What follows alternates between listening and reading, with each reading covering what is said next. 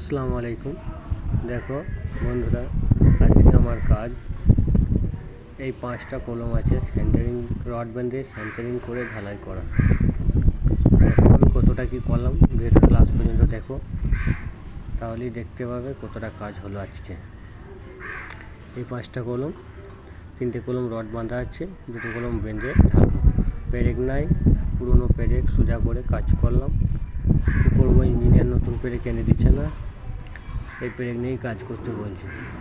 কী করবো, যা বলছে তাই শুনতে হবে। ওই পেরেক দিয়ে সেন্টারিং করলাম। দেখো 5টা পিলার সেন্টারিং হয়ে গেছে। সেন্টারিং করতে করতে খাওয়ার টাইম হয়ে গেছে, আর 5 মিনিট বাকি আছে। 5 মিনিট পর খাওয়া দাওয়া করতে যাব।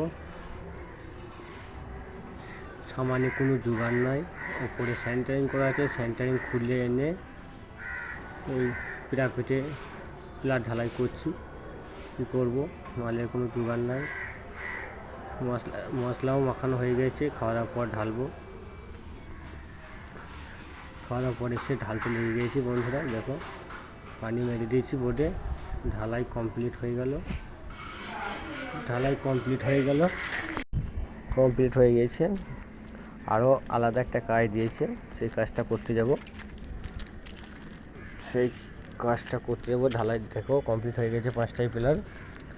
অন্য কাজ দিয়েছে একটা, ওই কাজটা করতে যাব। তারপরে দেখি কি বলে। দেখো এই কাজটা দিয়েছে, এই ট্যাঙ্কি বসবে এখানে, সেন্টারিং করে রড বেঁধে ঢালাই করতে হবে।